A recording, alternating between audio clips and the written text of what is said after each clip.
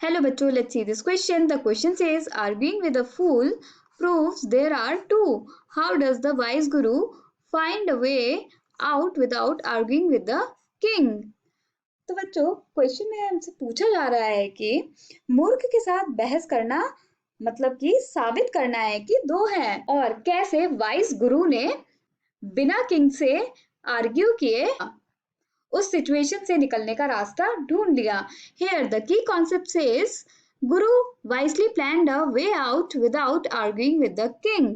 मतलब गुरु ने इतना वाइसली इतना इंटेलिजेंटली प्लान किया कि उसको किंग से बहस ही नहीं करनी पड़ी और वो उस सिचुएशन से आराम से बाहर आ गए।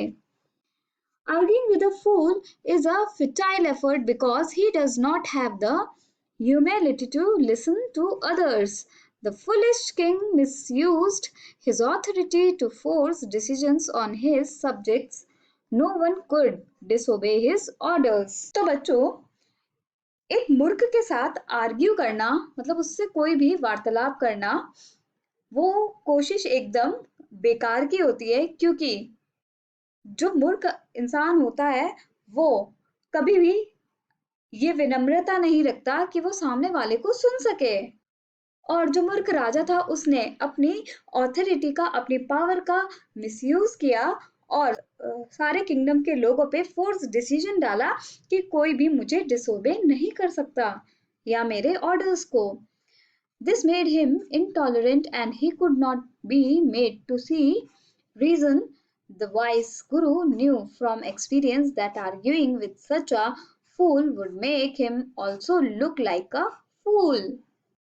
और इस वजह से वो राजा एकदम इनटॉलरेंट था मतलब उसको कोई भी सहन नहीं कर सकता था और वो कोई भी रीजन एकदम सही नहीं देता था, एकदम उसके उल्टे रीजंस होते थे जो नॉर्मली होता है।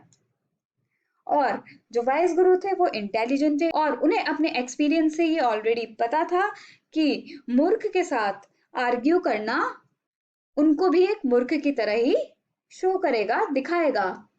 Hence, he found his way out of the difficult situation that threatened the life of his disciple by appealing to the king's dumbness. He aroused the curiosity of the king by faking a fight with his disciple over going to the stake. और गुरु ने इन कठिन परिस्थितियों से बाहर निकलने का रास्ता ढूंढ ही लिया जो कि उनके डिसिपल की लाइफ को बचाने का था उस किंगडम के किंग की डमनेस से। और उन्होंने किंग के अंदर ये क्यूरियोसिटी मतलब ये जिज्ञासा जगा दी कि उनको पहले स्टेक के ऊपर जाना है ऐसी लड़ाई करने के बाद अपने डिसिपल के साथ।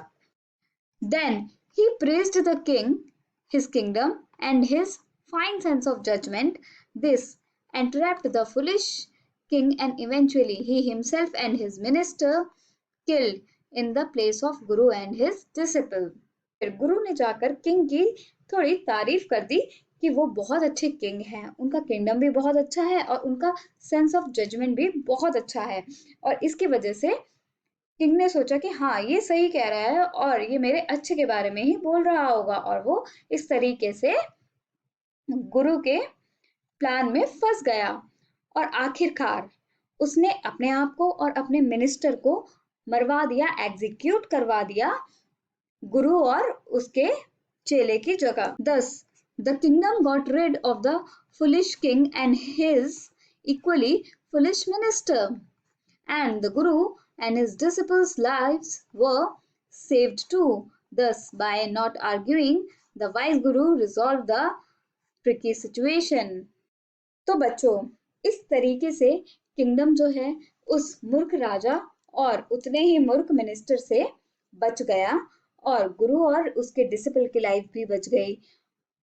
और यहाँ पर ये सारी सिचुएशन ये दर्शाती है कि गुरु कितने वाइज थे कि वो राजा से जाके लड़े नहीं, उन्होंने कोई आर्ग्यूमेंट नहीं किया बल्कि उन्होंने एक बहुत अच्छा सा प्लान बनाया जिसमें वो मूर्ख राजा फंस गया और गुरु और उनके शिष्य बहुत आराम से इस ट्रिकी सिचुएशन से बाहर आ गए। I hope you understood it well. Best of luck. Thank you.